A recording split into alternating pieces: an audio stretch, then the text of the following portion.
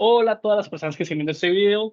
Espero que se encuentren muy bien. Hoy mis compañeros Ander Cortés Silva, Jefferson Ortiz Jaimes y quien les habla, Santiago Fernández Palacio, les hablaremos un poco sobre la Ley 115 de 1994, mejor conocida como la Ley General de Educación, para nuestra actividad siendo ministros de Educación. A continuación, en esta tabla de contenido podemos ver los artículos, los capítulos a los cuales se les planea o se les pretende hacerle una reforma. Empezando por la ley, por el artículo 23, encontramos de que existen unas áreas obligatorias y fundamentales. ¿Qué pasa con estas áreas obligatorias y fundamentales? De que no se considera de que puede haber niños, niñas y adolescentes provenientes de grupos étnicos vulnerables viviendo en centros urbanos grandes. Entonces, ¿qué sucede? Ellos van a llegar a una ciudad grande y se les va a obligar a recibir unas asignaturas obligatorias, como por ejemplo inglés, que no vendría siendo una segunda lengua, sino una tercera lengua. Inclusive, las otras asignaturas serían vistas eh, en una lengua extranjera.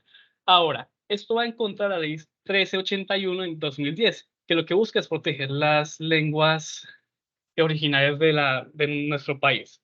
Ahora, en lo que en lo que corresponde a las estrategias pedagógicas y comunitarias, encontramos el fortalecimiento y preservación de la lengua materna mediante clases y actividades culturales en la misma. Así también la creación de ambientes culturales o ambientes bilingües en las aulas de clase. Es decir, pueden haber carteles o imágenes que hagan referencia a la lengua que hablen los estudiantes de grupos étnicos vulnerables y la implementación de programas de inmersión cultural. Ahora, en lo que respecta al rol del docente, encontramos de que los docentes se deben capacitar en estas lenguas, es decir, deben aprender los comandos básicos o, si es posible, de que los docentes de los grupos étnicos de esas comunidades sean quienes impartan las clases.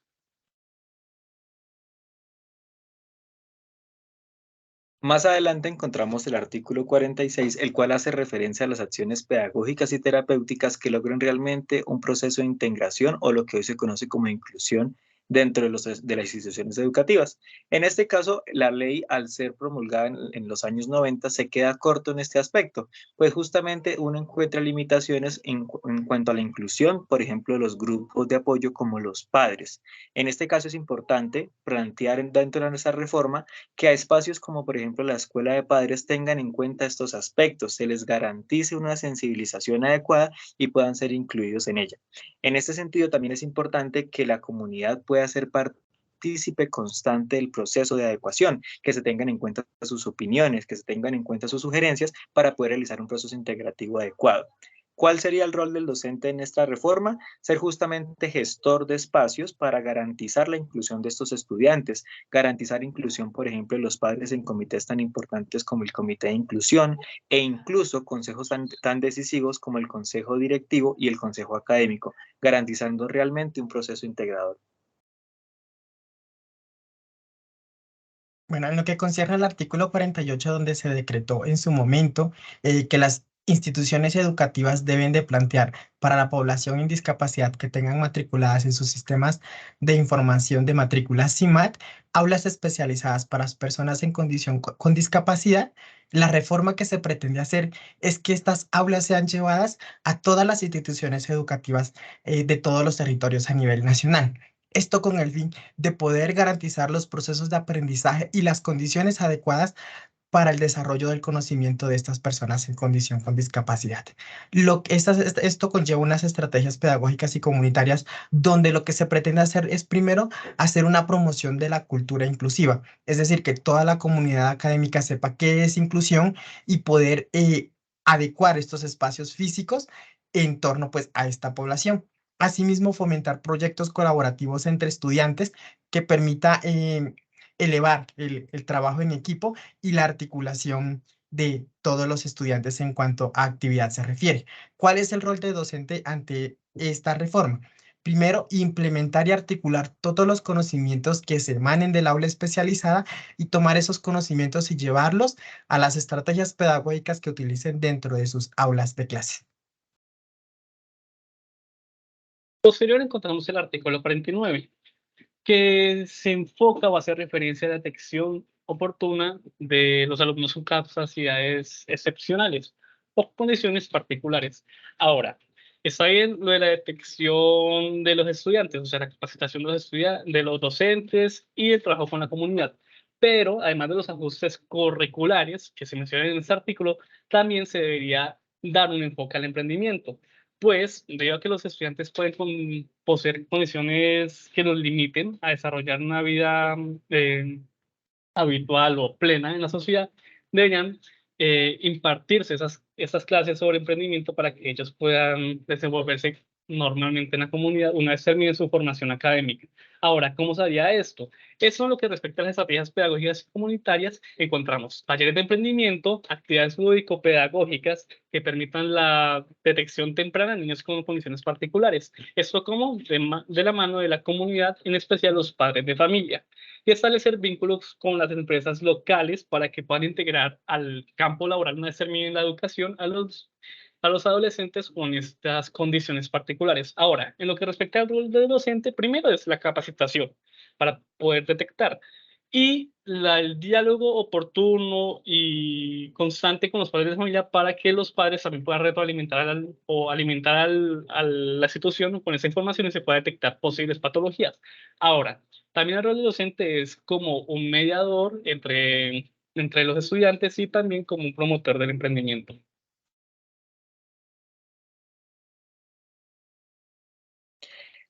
Respecto al título 3, en el capítulo general de educación, se hace referencia a la educación para los grupos étnicos. Sin embargo, se puede observar que no hay realmente un enfoque inclusivo aplicado a esta, pues se pasa muy someramente las acciones que debe implementar una institución educativa.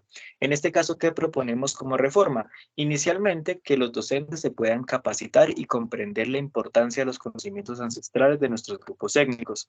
También proponemos que justamente se le dé el mismo peso al conocimiento ancestral que el peso que se le da al conocimiento estandarizado a través de, por ejemplo, los derechos básicos de aprendizaje.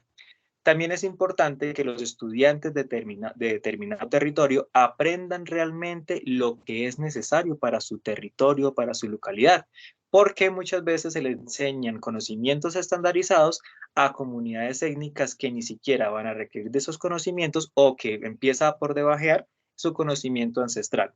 El rol del docente en este caso entonces es garantizar que los conocimientos técnicos provenientes de esas minorías tengan el mismo peso que los estándares básicos que nos envían desde el Ministerio de Educación y que realmente se enfoquen en qué requiere aprender un estudiante de determinado territorio, sin obviamente discriminar los conocimientos que vienen desde la norma magna del Ministerio de Educación.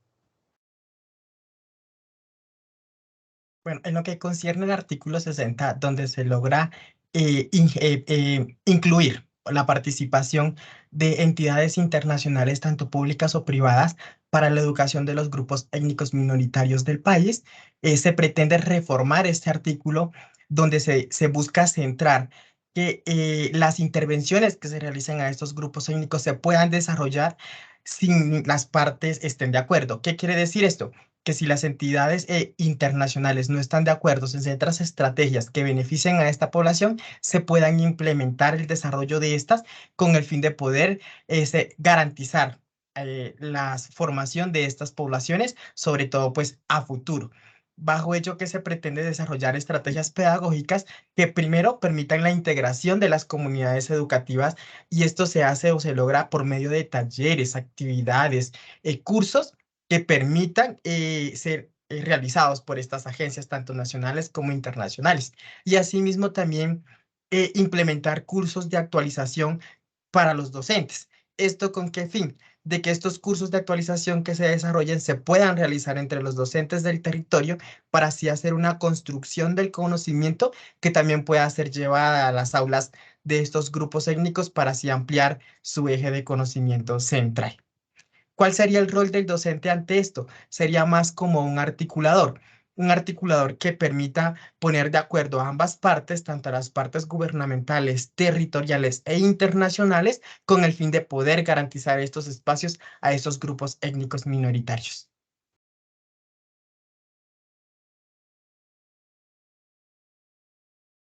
En el título 3, el capítulo 3 específicamente, que se enfoca en la rehabilitación social, eh, La reforma a este capítulo pretende incluir un artículo adicional que busque específicamente la capacitación y estudio constante de los docentes en aspectos concernientes a la inclusión. ¿Por qué? En todo el capítulo no se aborda para nada la inclusión, la educación inclusiva. Entonces, ¿cómo se lograría esto? ¿Mediante qué estrategias? Primero está la capacitación sobre cómo diagnosticar las posibles afecciones cognitivas o las condiciones particulares de las personas que estén en el proceso de rehabilitación social. ¿Esto cómo se hace? Pues con un filtro en el cual los docentes que imparten clases en estos lugares tengan conocimiento de cómo diagnosticar una posible afección. Ahora, también se buscaría la implementación de evaluaciones multidisciplinarias y establecer programas de acompañamiento a, que ayuden al proceso post-inserción, reinserción. No es solamente como brindarles a ellos la educación durante su estadía en prisión, sino también el acompañamiento para ver cómo es ese proceso de post-reinserción. Ahora, el rol del docente, ¿cuál es? Primero es capacitarse bastante y segundo es el compromiso que él tenga en pro de la reinserción social de estas personas.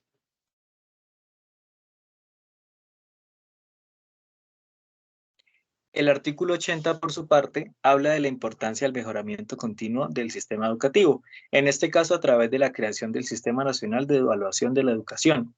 Sin embargo, aquí es importante recalcar que aún a la fecha, a pesar de que se le han sumado decretos y leyes que puedan realmente garantizar este artículo 80, hoy día a través, por ejemplo, de pruebas como el ITFES, Saber 11, Saber Pro, no se lleva a cabo realmente un proceso inclusivo.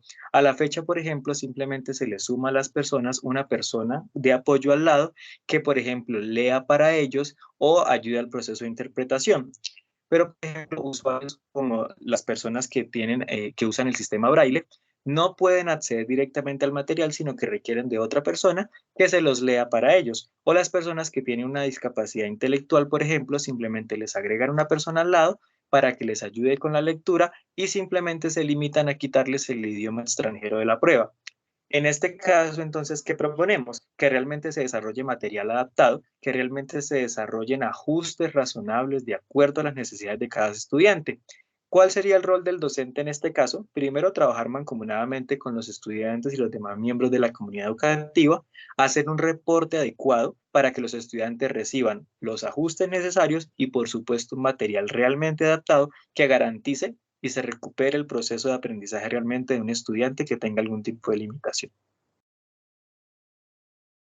En lo que concierne al título 7, donde se establece la definición y las características de los establecimientos educativos, lo que se pretende reformar en este título es poder adicionar un artículo extra que logre ejemplificar o logre puntualizar las características especiales para acceso y movilidad de las personas en condición con discapacidad.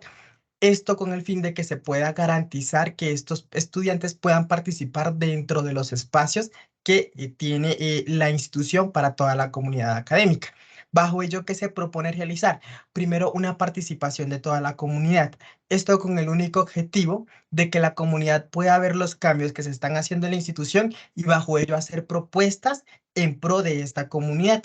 Y asimismo, también se pretende realizar consultas con expertos eh, en cuanto a movilidad para personas en condición de discapacidad, que se puedan involucrar y puedan mencionar o referir sus observaciones en cuanto a la adaptación de estos espacios.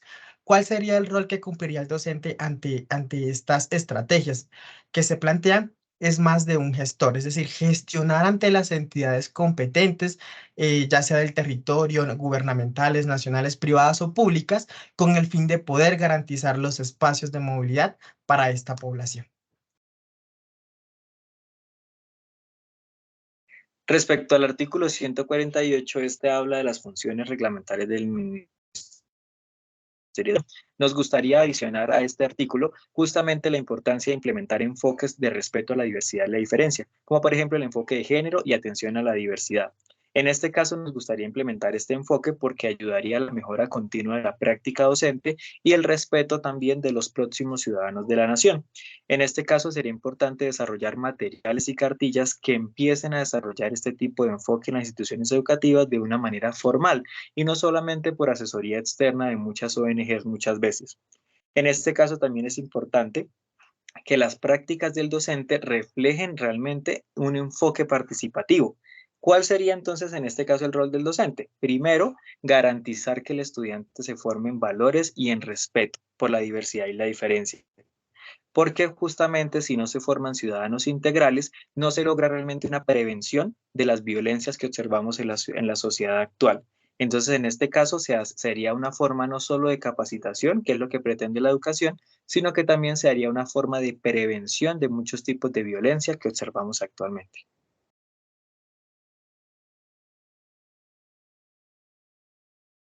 Muchas gracias a todas las personas que vieron este video. A continuación se comparten las referencias o los documentos de los cuales se sustrajo la información. Un feliz día para todos.